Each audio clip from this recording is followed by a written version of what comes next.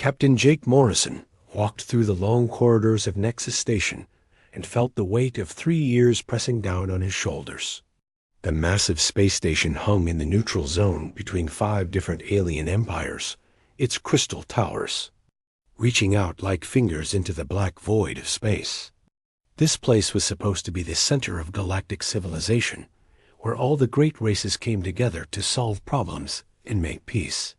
For humans, it had become something else entirely. Lieutenant Amy Chun walked beside him, her tablet glowing. With the latest reports from Earth, the news was not good. Food shortages were getting worse on the outer colonies, because the Galactic Council kept blocking human supply ships. They said humans needed special permits to move cargo through Council space. These permits took months to get and cost more credits than most colonies could afford. Children were going hungry while alien bureaucrats shuffled papers and demanded more fees. Morrison stopped at a viewing port and stared out at the alien ships docked around the station. The Velthari vessels looked like floating palaces, all smooth, curves in golden metal that caught the light from nearby stars. Their crews walked through the station wearing robes that cost more than a human family earned in a year. They spoke to humans like they were talking to children who had wandered into an adult conversation. The Zephyrian ships were different. They looked like giant insects made of metal and glass, with wings that folded against their hulls when docked. The Zephyrians themselves were even stranger. They had 6 arms and compound eyes that reflected light in colors humans could barely see. They moved in quick, jerky motions and made clicking sounds when they were upset. They got upset a lot when dealing with humans. Morrison could see a Corathan vessel near the far docking ring. It was hard to miss because it was completely transparent, made from some kind of living crystal that grew rather than being built. The Corathans were crystalline beings who communicated through light patterns and vibrations. They thought human technology was crude because it used metal and circuits instead of growing naturally. They had spent 2 years explaining to human engineers why their designs were wrong without ever offering to help make them better. The Nethian ships were harder to spot because they were mostly gas held together by force fields. The Nethians themselves lived in those gas clouds, floating around like living storms. They found human biology disgusting because humans were solid and leaked fluids. They had voted against allowing humans to build hospitals in council space because they said human medical waste was a contamination risk. Finally, there were the Sorok vessels. These looked exactly like what they were, warships painted in dark colors with weapons bristling from every surface. The Sorok Empire was the most honest of the council races. They did not pretend to like humans or hide their contempt behind diplomatic language. They simply stated that humans were a warrior race that needed to be contained before they became a threat to galactic peace. Morrison had been dealing with all 5 races for 3 long years.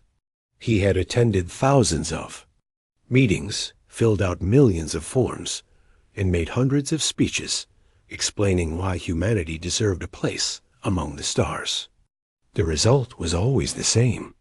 The council would debate for months, form committees to study the human question, and then table the discussion until the next session. Meanwhile, human colonies were struggling to survive without access to galactic trade networks. Earth was running out of rare minerals needed for advanced technology because the Council controlled most of the known mining systems. Human ships had to take long routes around Council space, adding weeks to journeys that should take days. The fuel costs were crushing smaller colonies and forcing them to ration everything from medicine to basic food supplies. Chun cleared her throat softly. "Sir, we should head to the council chamber. The session starts in 10 minutes. Morrison nodded and turned away from the viewing port. Today was supposed to be different. The council had promised to vote on human expansion rights after 3 years of study and debate. Human diplomats had prepared for this moment with careful presentations and detailed plans. They had shown how human colonies could benefit the galaxy through trade and innovation.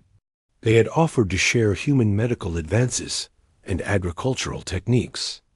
They had even agreed to accept council oversight of their military forces. The council chamber was enormous, with seats arranged in a perfect circle around a central speaking platform. Each of the 5 major races had their own section with environmental controls suited to their biology. The Velthari area was warm and bright, with golden light that made their skin look even more perfect. The Zephyrian section was cooler and filled with the scent of the flowers from their home world. The Corathans sat in complete silence, their crystal bodies refracting the chamber lights into rainbow patterns. The Nethians floated in a contained gas cloud that shimmered with electrical activity.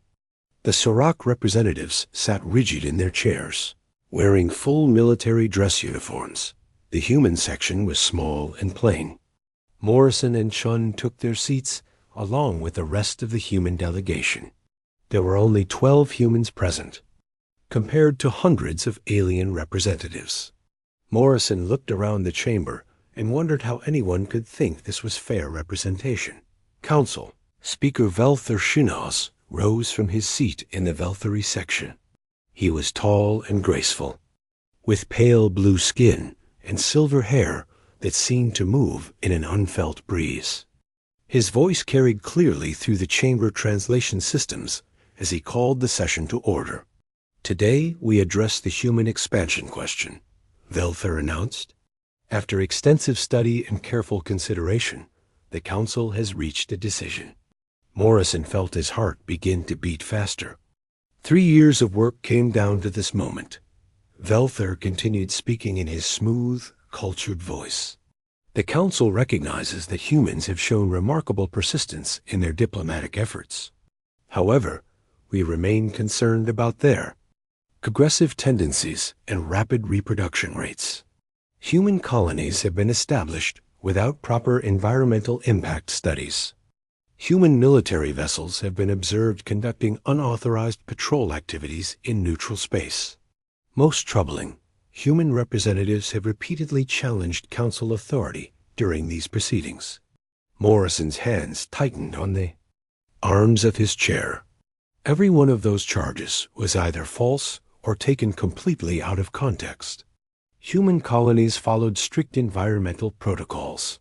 Human patrol ships were responding to pirate attacks that the council ignored. Human representatives had asked hard questions because the council kept giving vague answers. Therefore, Velthar sighed. The council votes to limit human expansion to 12 systems within the current human sphere of influence. All future human activities beyond these boundaries must receive prior council approval through the established permit process. This restriction will remain in place until humans demonstrate they can follow galactic law and respect the established order. The vote was called immediately. The results appeared on screens around the chamber. Velthari voted yes to the restrictions. Zephyrians voted yes. Corathans voted yes. Nethians voted yes. Sorok voted yes. The measure passed unanimously. Morrison stood slowly. The chamber fell silent as hundreds of alien eyes turned toward him. Chun activated her recording device, knowing that whatever happened next would be important. Council Speaker Shinas, Morrison said, his voice calm and clear. I thank you for this decision. It has clarified many things for the human people. Velthar looked pleased. We hope humans will accept this generous allowance and work within the established frameworks. Morrison smiled, but there was no warmth in it. Actually, we reject your decision completely. As of this moment, humanity withdraws from all diplomatic relations with the Galactic Council. We will no longer recognize council authority over human affairs or any territories we choose to claim. The chamber erupted in noise.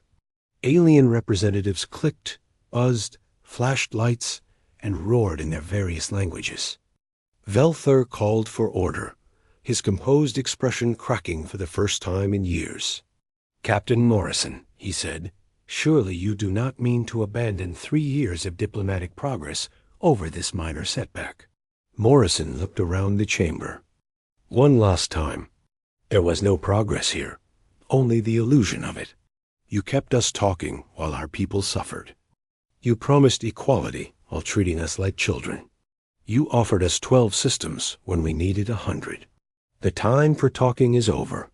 He turned and walked toward the exit, Chun and the rest of the human delegation following behind him.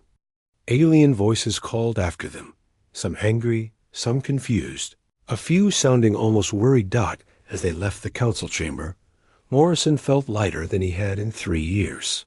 The weight of diplomatic failure was gone, replaced by something that felt like freedom.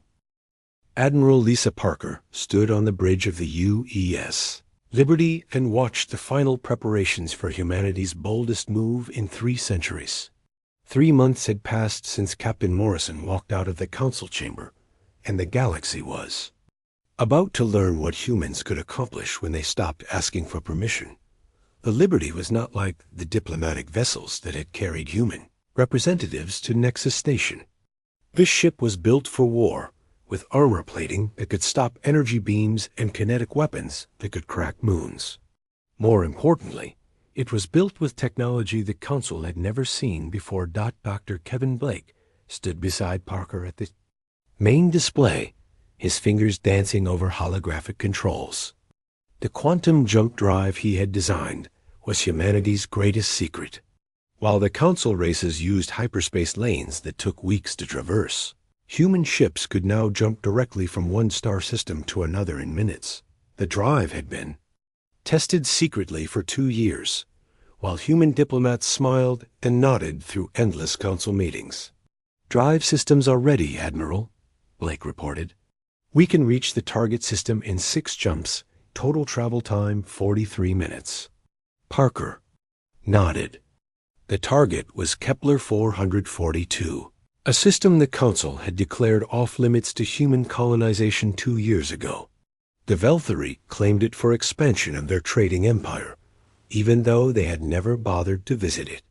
According to Council law, simply claiming a system was enough to establish ownership. Humans would now test whether the Council could enforce that law. Colonel Steve Rogers monitored the weapons systems from his station. The kinetic bombardment arrays he had developed could accelerate metal projectiles to incredible speeds using magnetic fields. When these projectiles hit their targets, they released more energy than nuclear weapons without the radiation. Rogers had calculated that a single volley could destroy every military installation on a planet's surface. "Weapons systems green across the fleet," Rogers reported. "All ships ready for defensive operations." Parker looked at the tactical display showing the human fleet. 50 ships hung in space around the Liberty, each one equipped with the new technology that human engineers had developed during 3 years of diplomatic frustration. The ships looked ordinary from the outside, but their capabilities would shock anyone familiar with galactic military standards. Lieutenant Commander Troy Williams commanded the Advanced Scout Group. His ships had been in the Kepler 442 system for 2 weeks already, setting up defensive platforms and scanning for threats. Williams was a specialist in rapid deployment tactics, able to establish fortified positions faster than most enemies could respond. "Admiral, we are receiving confirmation from Commander Williams," the communications officer reported. "Defensive platforms are online, and colony ships have begun landing operations." Parker smiled. While the Council debated and formed committees, humans acted. The colony ships carried 10,000 volunteers who understood they might never see Earth again. They were farmers, engineers, doctors, and teachers who believed humanity deserved a place among the stars. More importantly, they were willing to fight for that place. The quantum jump was smooth and silent. One moment the Liberty hung in Earth orbit, the next it emerged near Kepler 442's primary star. The system looked peaceful, with 3 rocky planets orbiting a stable yellow sun. The second planet was already showing signs of human habitation. with landing sites carved out of dense forests and the first fabricated buildings taking shape. "Admiral, we have incoming ships," the sensor operator announced. "Valkyrie configuration. Military escort pattern." Parker had expected this. The Valkyrie would not allow humans to establish a colony in a system they claimed, regardless of whether they actually used it. The approaching ships were elegant and beautiful. They're golden, hulls reflecting the system's sunlight like mirrors. They moved in perfect formation, their weapons powered, but not yet targeting the human vessels. Captain Helen Davis opened a communication channel from her ship, the U.S. Defiance. Davis had served as humanity's ambassador to the Valkyrie for 2 years before the diplomatic withdrawal. She knew their customs and language better than any other human officer.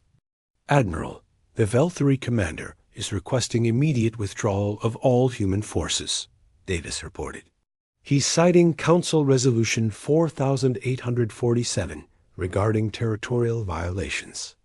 Parker activated the fleet communication system. Her voice reached every human ship in the system and was being recorded for broadcast back to Earth and the human colonies. "This is Admiral Parker of the Human Colonial Federation. We do not recognize Council authority over this system or any other territory. Choose to claim. The Valkyrie are welcome to file a complaint with whatever diplomatic body they prefer, but they will not dictate human expansion policy." The Valkyrie response came quickly. The golden ships accelerated toward the human colony, their weapons charging to full power. Their commander sent a final warning demanding human withdrawal within 1 hour or military action would commence. Parker checked the time. The hour passed quickly. The Valkyrie fleet moved into attack formation, approaching the second planet where human colonists were still unloading supplies. Their lead ship fired a warning shot that ionized the atmosphere above the main landing site. The message was clear: leave now or face the consequences. Williams activated the defensive platforms. He had spent 2 weeks installing. The weapon systems that emerged from seemingly empty space were unlike anything the Valkyrie had encountered.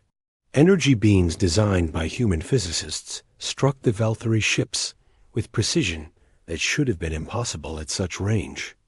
The elegant golden hulls began to buckle under impacts they were never designed to withstand. The Valkyrie commander tried to withdraw his ships, but Rogers had anticipated this move. The human fleet used their quantum jump drives to appear directly in the Valkyrie escape path. The aliens found themselves surrounded by ships that had covered impossible distances in seconds. "Valkyrie vessels, this is Admiral Parker. Your ships are now within range of our weapon systems. Power down your engines and prepare to be escorted out of this system." The Valkyrie had never faced an enemy that could move faster than their own ships or strike with greater accuracy than their own weapons. 3 of their vessels had taken serious damage from the defensive platforms, and their formation was scattered. The commander faced a choice between escalating the conflict or accepting defeat. He chose to retreat, but not before sending a message that would reach every Council world within days. Parker watched the Valkyrie ships jump away and felt satisfied with the first test of human resolve. The message had been sent clearly. Humans would no longer ask permission to expand among the stars. Dr. Nathan Cross monitored the encounter from his laboratory on Nexus Station. Cross had chosen to remain as humanity's unofficial observer, maintaining the appearance of continued scientific cooperation while actually gathering intelligence for the human military. His reports to Admiral Parker provided crucial information about Council reactions and military capabilities. Cross sent an encrypted message to Earth describing the panic spreading through the Council chambers. The Valkyrie had never been defeated in open combat. Their ships were considered the finest in the galaxy, their tactics refined over centuries of successful campaigns. The fact that humans had outfought them so easily was causing every Council race to reconsider their assumptions about human capabilities. Commander Rachel Torres led the diplomatic outreach to non-council species, while the major races debated how to respond to human expansion. Torres was building alliances with the smaller civilizations that the council had ignored or exploited for generations. The Krelin warrior clans were eager to obtain human weapons technology in exchange for strategic partnerships. The nomadic wanderer fleets offered their knowledge of hidden hyperspace routes for access to human medical advances. General Marcus Stone coordinated these alliances from his headquarters on Luna. Stone understood that humans could not win a galaxy-wide conflict through military force alone. They needed friends, trading partners, and allies who shared their vision of a galaxy not dominated by the arrogant council races. The news from Kepler 442 spread quickly through human space. Earth's population celebrated in the streets as they learned that their diplomats had finally stopped begging for scraps and started taking what humanity needed. The outer colonies, which had suffered under council trade restrictions for years, began planning their own expansion efforts. Parker received reports of human exploration fleets departing for dozens of unclaimed systems. These were not military expeditions, but civilian efforts organized by colonial governments and private companies. Farmers wanted new worlds to cultivate.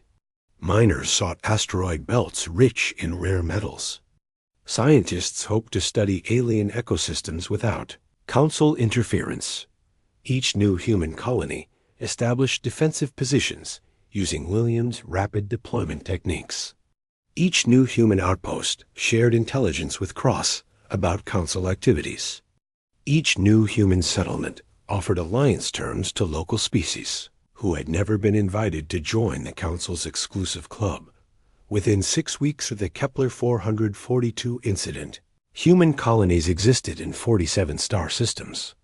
The council's careful maps showing human containment became obsolete as fast as they could be updated. Council Speaker Velthur Shinos paced through his private chambers aboard Nexus Station and tried to understand how everything had gone so wrong so quickly. 6 months ago, humans had been a minor annoyance, a primitive species that asked too many questions and filled out forms incorrectly. Now they were expanding across the galaxy faster than council forces could track. And worse, they were convincing other species to join them. The reports covering his desk painted a picture that challenged everything the council believed about galactic order. Human colonies had appeared in over 90 star systems, each one defended by technology that seemed to improve every week. The humans were not just expanding randomly either. They were targeting systems with strategic value, rare resources, or populations that had grievances against the council. Velthur stopped pacing and activated his communication array. The emergency session he had called would begin in minutes, and he needed to present options to the other council leaders. The problem was that all the options were bad. The council chamber filled slowly as representatives from the 5 major races took their seats. The Velthuri delegation looked elegant as always, but Velthur could see the worry in their carefully controlled expressions. Their golden ships had been the galaxy's finest military force for centuries, losing 3 vessels to human defensive. Platforms had shaken their confidence in ways that would take years to repair. The Zephyrian delegation buzzed with agitation, their compound eyes reflecting the chamber lights in rapid patterns that indicated extreme stress. Hive Queen Zaeth had lost an entire swarm fleet to human guerrilla tactics in the asteroid mining incident.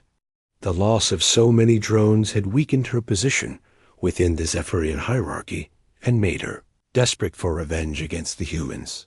They, Corathans, sat in perfect stillness, their crystalline bodies refracting light into complex patterns.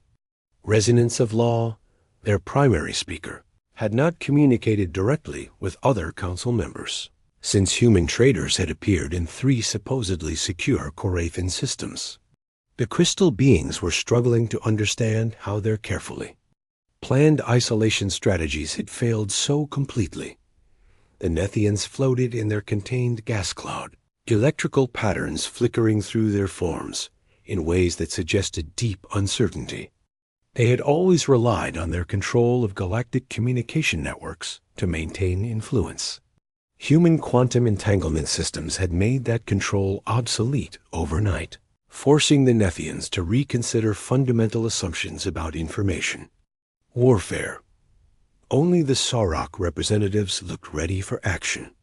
Warlord Sereth sat rigid in his chair, his scaled hands gripping ceremonial weapons that had been blessed for war. The Sauroch Empire had always preferred direct military solutions to complex problems. The fact that their battle fleet had been destroyed by a human research station only made them more eager to try again with larger forces.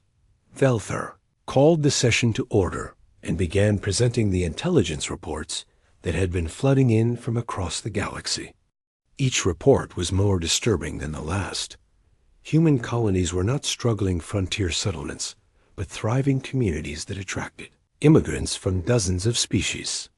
The humans offered better working conditions, fair representations in local government, and access to advanced medical care.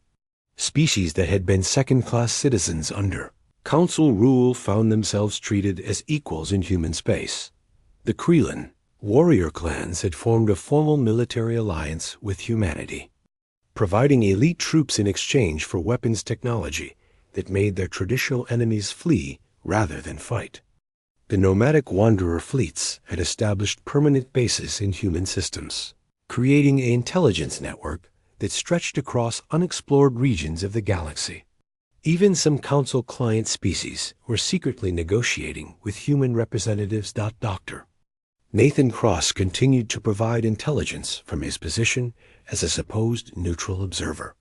His reports revealed that human expansion was not random or desperate, but followed a careful strategy designed by military planners who understood galactic politics better than the Council had assumed. Every human colony was positioned to support further expansion or defend existing settlements. Every human alliance strengthened their strategic position while weakening Council influence. Cross had also discovered that human technology was advancing at an impossible rate. The quantum jump drives that had shocked everyone 6 months ago were already being improved. Human weapons systems were becoming more powerful and precise with each engagement. Most concerning, humans were sharing their advances with allied species, creating a technological revolution that excluded the Council races entirely. Warlord Sereth demanded immediate military action. "The human plague spreads because we allow it to spread," he declared, his voice carrying the authority of someone who had conquered dozen worlds. "Deploy our combined fleets and crush them before they become too strong to defeat." Hive Queen Zoth supported military action, but wanted to understand human tactics first. "They fight unlike any species we have encountered. Their ships appear and disappear without using known hyperspace routes. Their weapons strike with precision that suggests advanced targeting systems. We must study their methods before committing our forces." Resonance of Law finally spoke, crystal body flashing with complex light patterns. Analysis indicates human expansion follows mathematical principles unknown to Council strategic doctrine. Their colony placement suggests access to galactic mapping data beyond current Council classifications. Recommend investigation of information security protocols. The Nethian representative, Speaker of Storms, communicated through electrical discharges that the translation systems converted to speech. Human communication networks operate outside established galactic infrastructure. Their messages reach destinations instantly across vast distances. This capability threatens all Council intelligence operations. Velthar listened to each speaker and realized that the Council faced a problem unlike any in their history. Previous challenges had come from within the established order. Rebellious colonies, trade disputes, territorial conflicts. All these could be solved using existing diplomatic and military frameworks. Humans were creating an entirely new framework and convincing others to abandon the old one. The economic reports were equally troubling. Human traders were offering better prices for raw materials, more favorable trade agreements, and access to technologies that council corporations had kept restricted for centuries. Mining operations, agricultural worlds, and manufacturing centers were switching their allegiances to human buyers, who paid promptly and honored their contracts. More disturbing was the brain drain.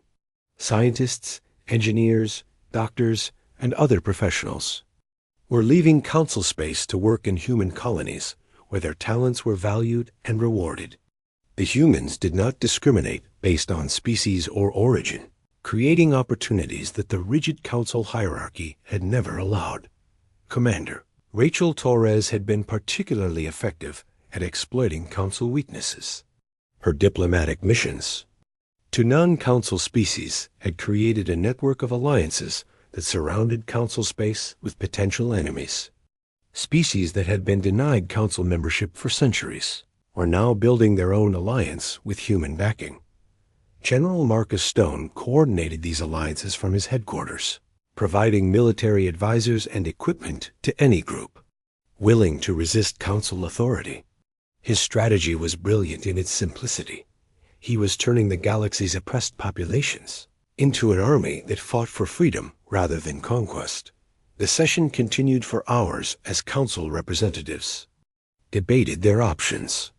Military action was dangerous because human technology had proven superior in every engagement. Economic sanctions were useless because humans had built alternative trade networks.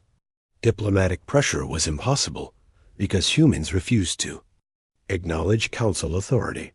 Some representatives suggested negotiating with the humans, offering them recognition and equal status in exchange for stopping their expansion.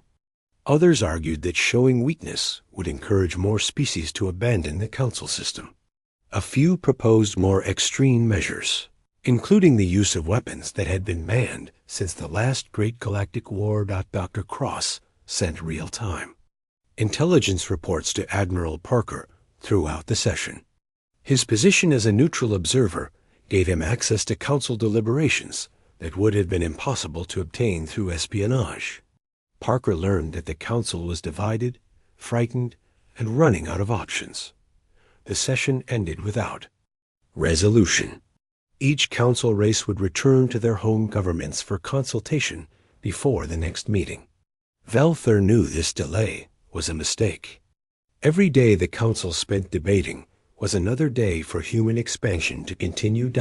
As the chamber emptied, Velther remained in his seat and stared at the reports scattered across his desk. The humans had done something unprecedented in galactic history. They had rejected the established order completely and convinced others to join them in building something new. The worst part was that the human alternative seemed to work better than the council system. Their colonies were prosperous. Their alliances were voluntary, and their technology was advancing at revolutionary speed. Admiral Lisa Parker stood on the observation deck of Fortress Prime, the massive defense station that orbited New Terra, and watched the largest fleet in galactic history approach her position. 2,300 ships filled the space. Around the system's outer planets, their combined firepower enough to crack worlds and boil oceans. The Council had finally decided to solve the human problem through overwhelming force. Parker counted her own forces and tried not to smile. 300 human ships hung in defensive positions around New Terra, looking impossibly small compared to the alien armada. The numbers told a story of certain defeat, but Parker knew that numbers could lie when technology and tactics were unequal. Colonel Jack Murphy monitored the stealth systems from his command center deep inside Fortress Prime. The camouflage technology he had developed over the past year made human ships nearly invisible to conventional sensors. More importantly, it allowed human forces to appear exactly where enemies least expected them. Captain Linda Carter studied the approaching Council fleet from her position aboard the U.S. Courage. Her tactical analysis programs had been running, simulations for weeks, calculating optimal attack patterns and defensive positions. The Council ships moved in the same formations they had used for centuries, elegant and traditional, but predictable to anyone who understood their doctrine. Council fleet was impressive in its diversity. Valkyrie command ships led formations of golden cruisers that looked like flying palaces. Zephyrian swarm vessels moved in clouds of smaller craft that could overwhelm enemies through sheer numbers. Korathan crystal ships refracted starlight into deadly energy beams. Nethian gas-form vessels flickered between dimensions, making them difficult to target. Sorok battleships bristled with enough weapons to level continents. Commander Sam Mitchell prepared his psychological warfare systems from a hidden facility on New Terra's surface. The equipment he had assembled could broadcast messages across subspace, reaching every inhabited world in the galaxy simultaneously. Mitchell understood that winning the battle meant nothing if humanity lost the propaganda war that would follow. The Council fleet commander was Admiral Kethver of the Valkyrie Navy, chosen for his reputation as the finest military mind in Council space. His flagship, the Eternal Glory, was a masterpiece of alien engineering that had never been defeated in 3 centuries of service. Kethver had studied every known human engagement, analyzing their tactics and preparing countermeasures for their technology. Parker opened a communication channel to the Council fleet. Protocol demanded that she offer them a chance to withdraw before the fighting began. She also wanted to ensure that every word of the conversation was recorded for later broadcast to the galaxy. Admiral Kethver, this is Admiral Parker of the Human Colonial Federation. Your fleet has entered sovereign human space without permission. Withdraw immediately, or we will consider your presence an act of war. Kethver's response came quickly, his voice carrying the arrogance of someone who had never doubted his own superiority. Admiral Parker, you command a pathetic force against the combined might of galactic civilization. Surrender now, and your people will be relocated to suitable worlds under Council supervision. Resist, and we will demonstrate why the Council has maintained peace for 10,000 years. Parker checked her tactical displays and saw that the Council fleet was moving into standard attack formation.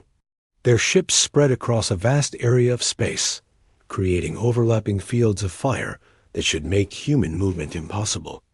It was exactly what Carter had predicted they would do. Admiral Kethver, you have 30 minutes to reconsider your position. After that time, we will defend ourselves by any means necessary. The 30 minutes passed in tense silence. Both fleets made final preparations while their crews waited for orders that would determine the fate of civilizations. The Council forces powered their weapons and extended their shields. The human ships seemed to fade slightly, their hulls becoming harder to distinguish against the stars. When the deadline expired, Kethver gave the order to attack. The Council fleet moved forward in perfect formation, their weapons charging to full power.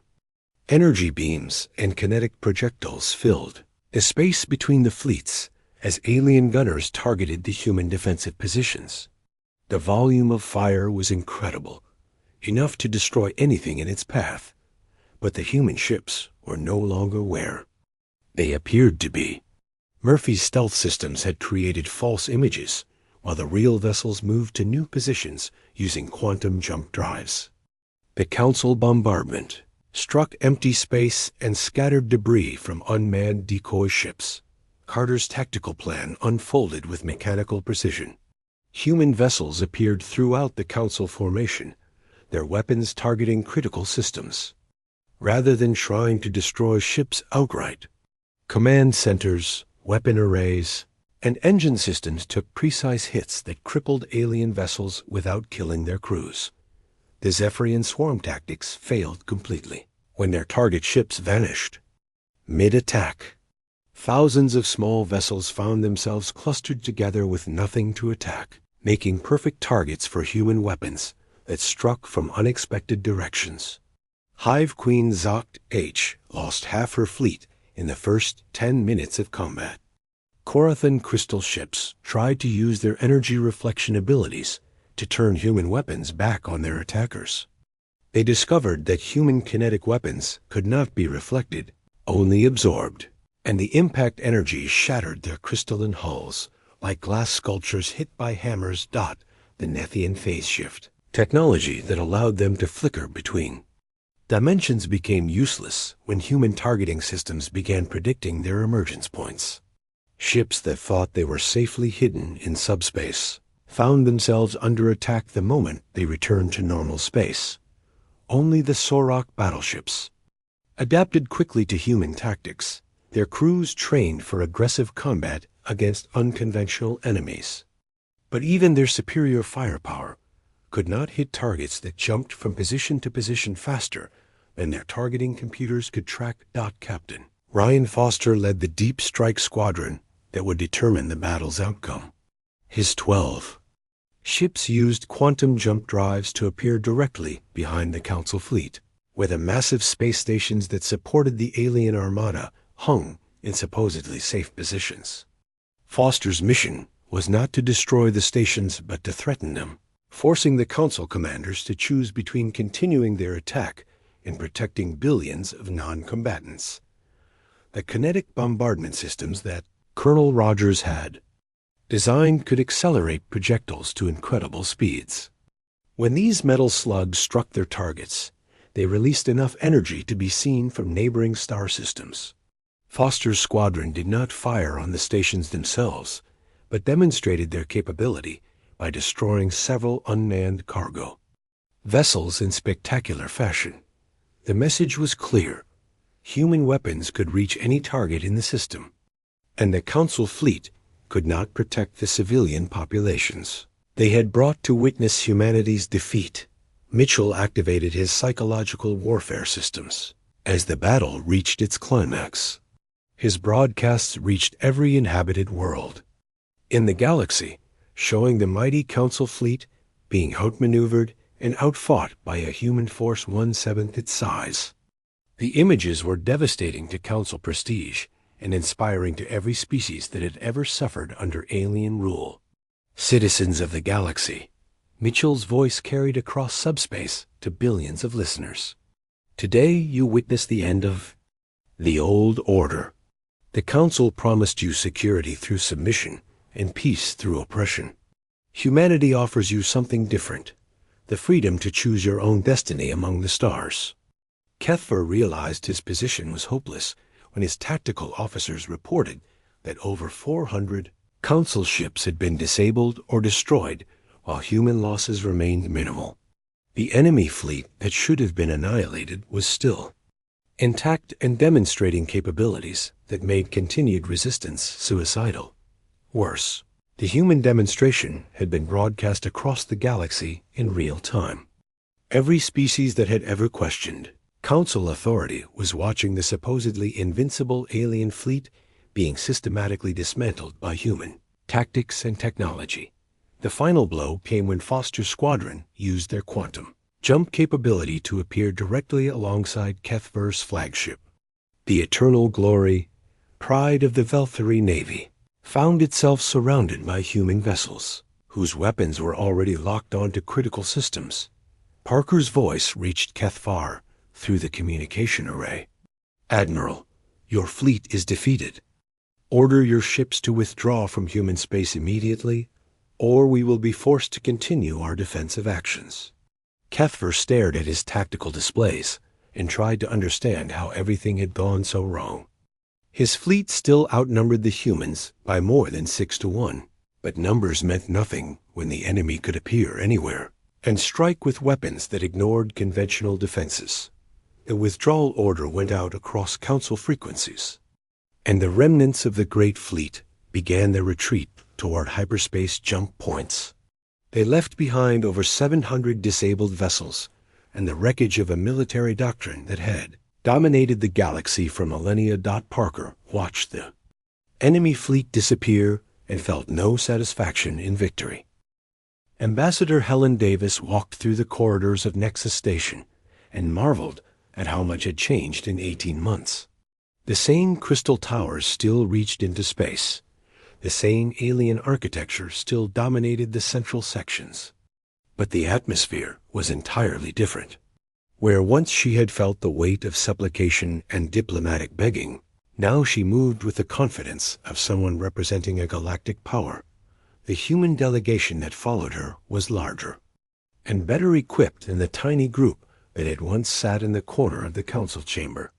Military advisors, trade negotiators, technological specialists, and cultural attaches formed a team that reflected humanity's new status among the stars. Captain Jake Morrison, now promoted to Fleet Admiral, accompanied the delegation as senior military representative.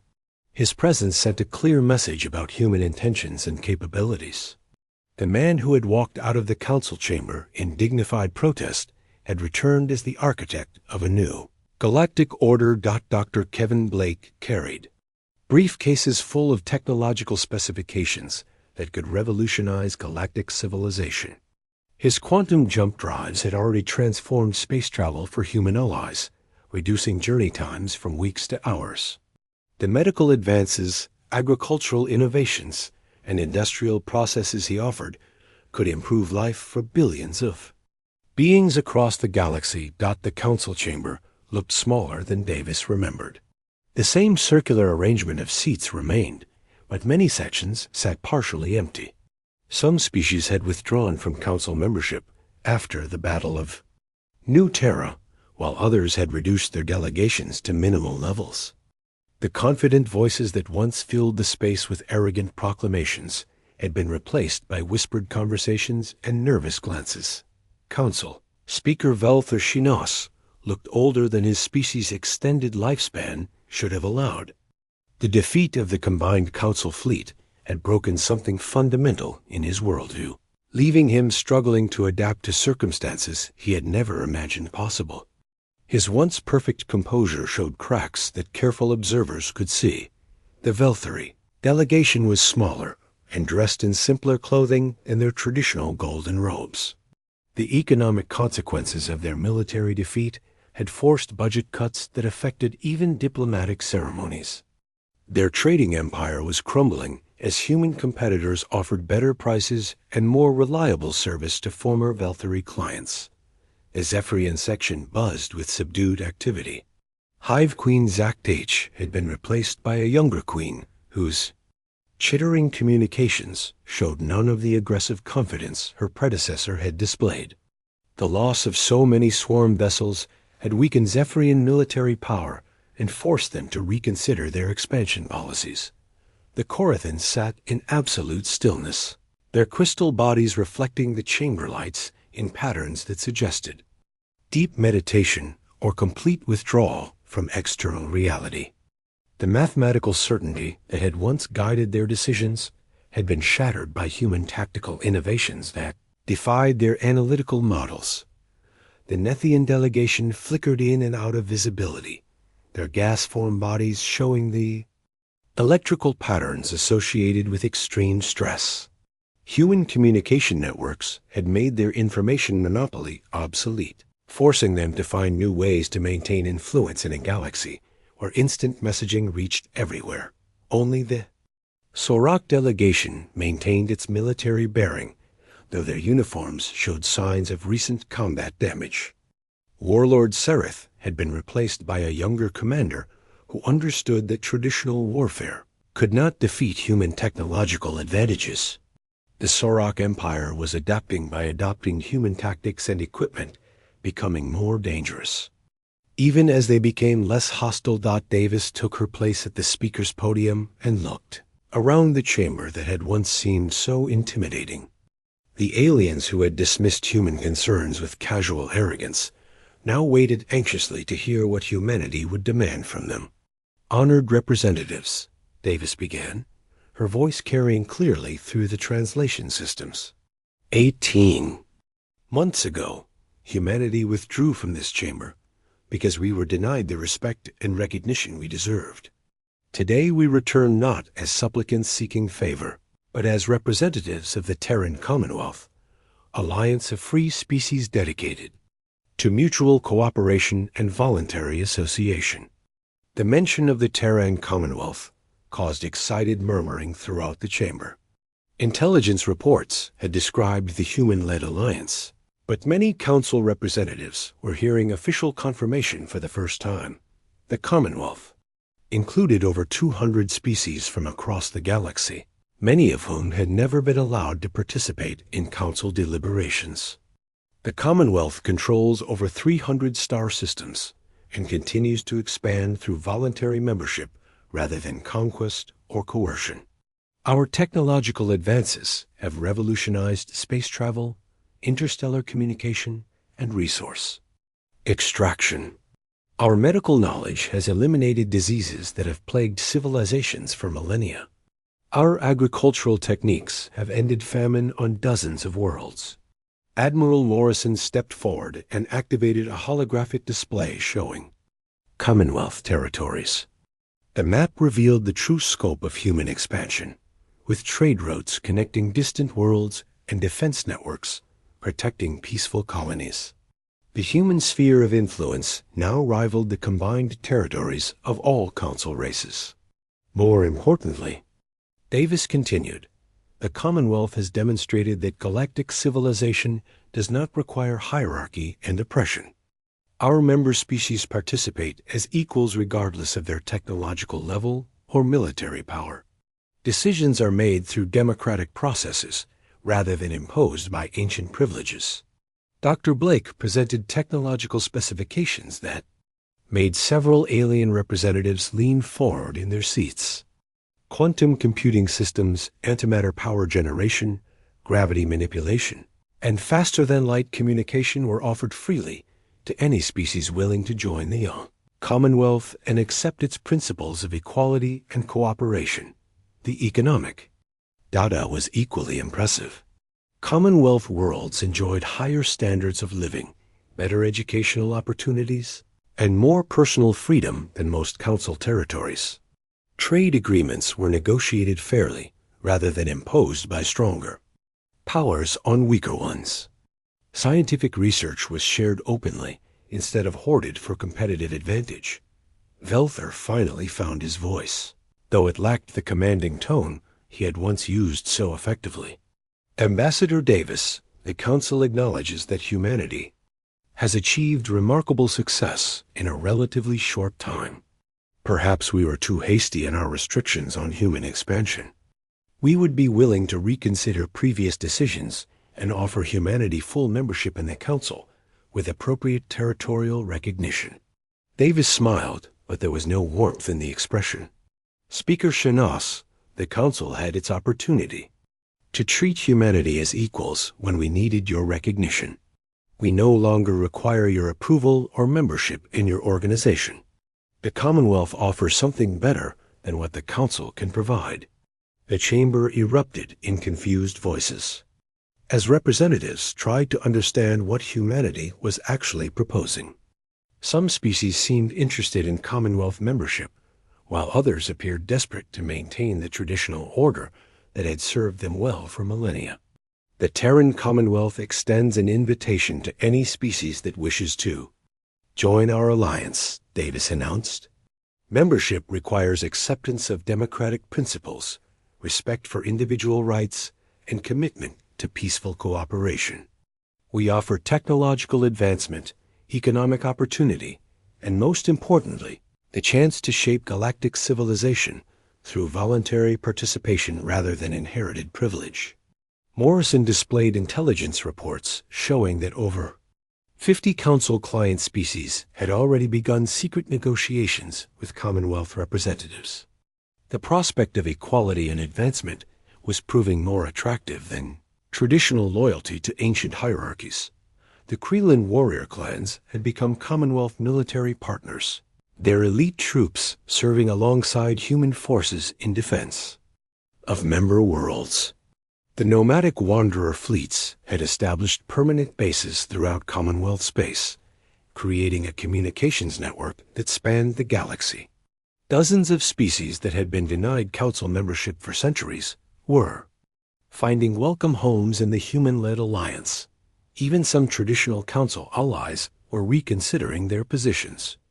The technological advantages offered by Commonwealth membership were too valuable to ignore, especially when human trading partners offered better prices and more favorable terms than Council corporations. Dr. Nathan Cross had continued his intelligence, gathering from Nexus Station, providing regular reports on Council discussions and policy debates. His latest intelligence suggested that several Council races were seriously considering defection to the Commonwealth, despite the political consequences such moves would entail. The session continued for hours as Council representatives asked questions about Commonwealth policies and membership requirements. The desperation in many voices was obvious to anyone who understood the economic and military pressures facing traditional Council powers.